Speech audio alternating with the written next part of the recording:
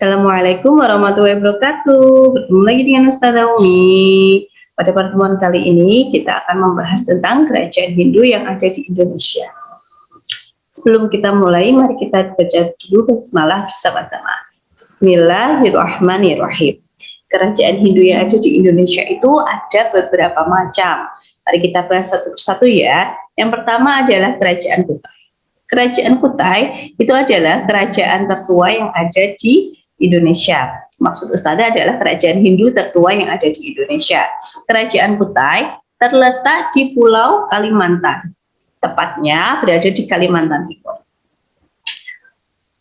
Keberadaan kerajaan Kutai itu dapat diketahui dari prasasti Mula Warman yang merupakan bentuk yupa. Yupa itu adalah prasasti yang berbentuk seperti tugu. Nah, siapa sih Raja Mula Warman itu? Raja Mula Warman itu adalah raja ketiga dari kerajaan Kutai. Karena raja yang pertama itu adalah Raja Kudungga, kemudian raja kedua itu adalah Raja Aswawarman.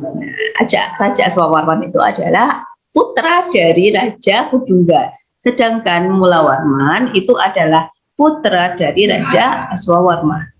Nah, dalam prasasti ini menceritakan tentang kedermawanan dari Raja Mula Warman yang menyedekahkan atau memberikan 20.000 ekor sapi kepada kaum Brahmana. Nah, itu adalah cerita atau kisah dari prasasti tersebut. Yang prasasti tersebut merupakan prasasti yang berupa yupa atau tugu dengan bertuliskan huruf Pallawa dalam bahasa Sanskerta. Selanjutnya itu adalah yang kedua, Kerajaan Tarumanegara. Kerajaan Tarumanegara itu juga kerajaan Hindu tertua yang ada di Indonesia. Tapi kerajaan ini terletak di Pulau Jawa. Kerajaan ini ada sekitar abad ke-4 sampai ke-7 Masehi. Dengan raja pertama adalah Jaya Singawarman. Raja Jaya Singawarman kemudian digantikan oleh putranya berupa, yaitu Raja Dharmayawarman.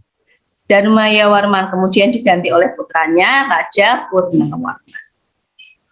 Nah, pada pemerintahan Raja Purnawarman ini, beliau juga menyedekahkan sapi, tapi hanya 1.000 ekor sapi kepada kaum Brahmana.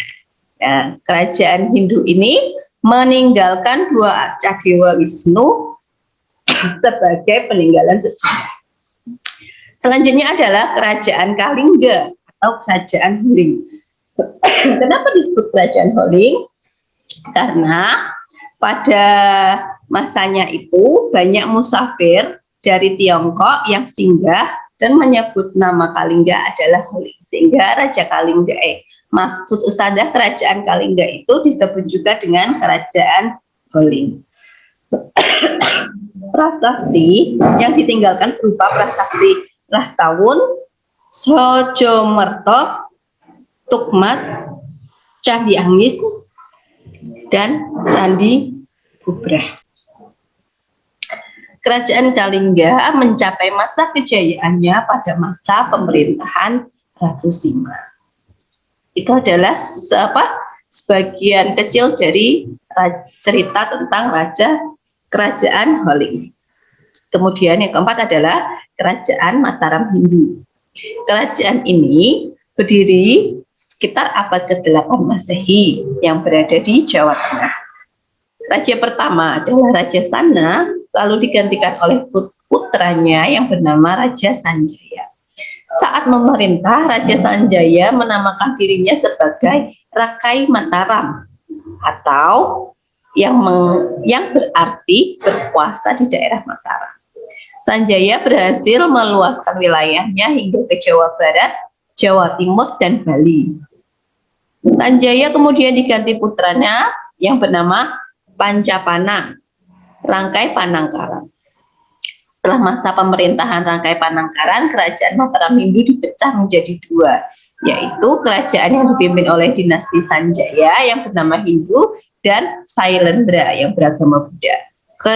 Kedua kerajaan tersebut dipersatukan kembali dengan pernikahan antara Rakai Pecatan dan Pramudiawardhani.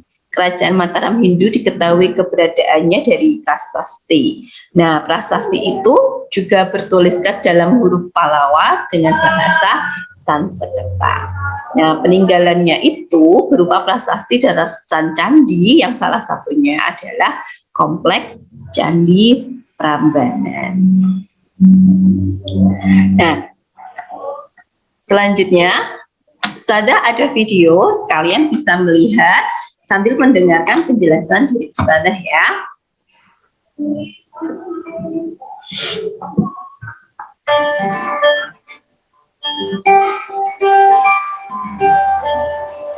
Kompleks Candi Prambanan itu terdapat lebih dari 240 candi. 3 candi utama yaitu Siwa, Brahma, dan Wisnu. Yang pertama adalah Siwa. Tingginya mencapai 47 meter dan lebarnya 34 meter. Yang kedua adalah Brahma, tingginya 33 meter, lebarnya 20 meter, dan di dalamnya terdapat arca Brahma yang setinggi 3 meter. Kemudian adalah Candi Wisnu. Di dalamnya juga terdapat arca Dewa Wisnu. Nah, itu tadi merupakan candi yang ada di kompleks Candi Prambanan. Selanjutnya Kerajaan Kediri. Selanjutnya adalah Kerajaan Kediri. Kerajaan Kediri terletak di tepi Sungai Brantas. Nama Kediri berasal dari Kadri, dalam bahasa Sanskerta berarti pohon mengkudu. Kerajaan Kediri berkuasa pada tahun 1042 sampai 1222. Kerajaan ini berpusat di kota Daha yang sekarang bernama Kediri. Kerajaan Kediri merupakan kelanjutan dari Kahuripan yang dibangun oleh Airlangga. Airlangga itu raja yang memerintah dengan bijaksana. Oleh karena itu dia dianggap sebagai desa Dewa Wisnu. Raja pertama Kerajaan Kediri itu adalah Jayawarsa. Kerajaan Kediri mencapai masa keemasannya pada masa pemerintahan Jayabaya. Beliau terkenal dengan ramalannya tentang masa depan. Nah, ramalan Jayabaya sering dikenal dengan Jangka Jayabaya. Ramalannya ini masih dipercaya secara turun-temurun sebagai tradisi Jawa. Pada masa pemerintahan Jayabaya, wilayah Kerajaan Kediri meliputi sebagian besar Pulau Jawa dan beberapa daerah di Pulau Sumatera. Nah, Kerajaan Kediri diketahui keberadaannya berdasarkan prasasti Mahaksubya, Kitab Nagara Kertagama, Kitab Calon Arang, dan Kerajaan Kediri mengalami kemunduran pada masa Kertajaya. Kertajaya merupakan raja terakhir dari Kerajaan Kediri. Kerajaan ini runtuh setelah diserang oleh Ken Arok dari Kerajaan Singosari. Jadi ini itu merupakan sejarah tentang Kerajaan Kediri. Yang keenam itu adalah Kerajaan Singosari. Nah, Kerajaan Singosari itu terletak di Malang, Jawa Timur. Menurut kitab Negara Kertagama, Kerajaan Singosari didirikan oleh Ken Arok pada tahun 1222. Jadi setelah runtuhnya Kediri, Ken Arok mendirikan kerajaan, yaitu Kerajaan Singosari. Setelah memerintah selama 5 tahun, Ken Arok digantikan oleh Anusapati yang merupakan anak tiri dari Ken Arok. Anusapati kemudian digantikan oleh Tohjaya yang merupakan anak kandung dari Ken Arok. Tohjaya lalu digantikan oleh Ranggawuni. Nah, pada masa pemerintahan Ranggawuni, rakyat hidup dengan aman dan damai. Kerajaan Singosari mencapai puncak kejayaannya pada masa pemerintahan Kertanegara, anak dari Ranggawuni. Kertanegara bercita-cita untuk mempersatukan Nusantara di bawah kekuasaan Kerajaan Singosari. Untuk mewujudkan hal tersebut, dia mengirimkan pasukan untuk menaklukkan daerah-daerah lain. Serangan Kerajaan Singosari terhadap Kerajaan Sriwijaya dikenal dengan ekspedisi Pamalayu. Kerajaan Singosari juga menyerang Bali melalui ekspedisi Pabali. Hasilnya wilayah Kerajaan Singosari meliputi Sumatera, Pahang, Bali, Maluku, dan Kalimantan Barat.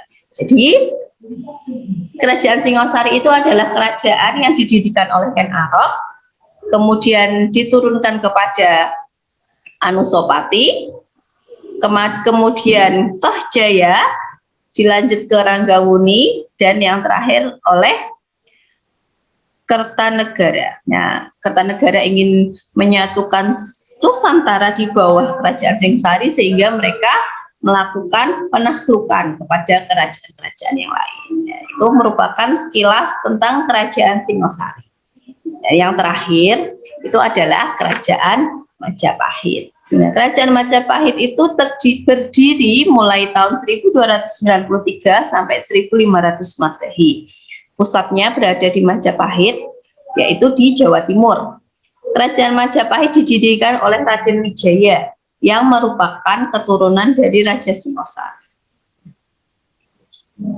Raden Wijaya itu meminta bantuan kepada Wiraraja. Atas saran Wiraraja, Raden Wijaya berpura-pura minta pengampunan kepada Jayakatwang dan mengabdikan diri. Nah, Jayakatwang lalu memberikan tanah di hutan tarik kepada Raden Wijaya. Ia bersama para pengikutnya membuka hutan untuk membuat daerah baru. Nah, salah seorang dari mereka menemukan buah mojo. Buah mojo itu buah yang rasanya sangat pahit, sehingga diberi nama Majapahit atau mojo sing rasane pahit. Nah, makanya daerah tersebut kemudian dinamakan daerah Majapahit. Ketika pasukan kerajaan Mongol datang untuk menyerang Kerajaan Singosari, Raden Wijaya mengajak mereka untuk bekerja sama. Raden Wijaya berencana untuk membalas dendam kepada Jayakatwang. Karena Jayakatwang itu membunuh Kertanegara. Kertanegara itu apa? Siapa? Nah, Kertanegara itu adalah ayah dari Raden Wijaya atau keturunan dari Raden Wijaya merupakan keturunan dari Kertanegara, sehingga pasukan Kerajaan Singosari pun berhasil dikalahkan dan Jayakatwang tewas dalam pertempuran. Nah, itu merupakan sekilas sejarah tentang beberapa kerajaan Hindu yang ada di Indonesia. Untuk pertemuan kali ini kita cukup membahas tentang kerajaan Hindu saja.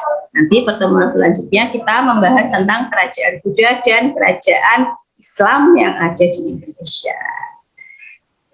Cukup sekian. Sebelum kita akhiri, kita baca dulu hamdalah bersama-sama. Alhamdulillahirabbil alamin. Cukup sekian dari Ustazah. Wabillahi taufiq wal hidayah. Wassalamualaikum warahmatullahi wabarakatuh.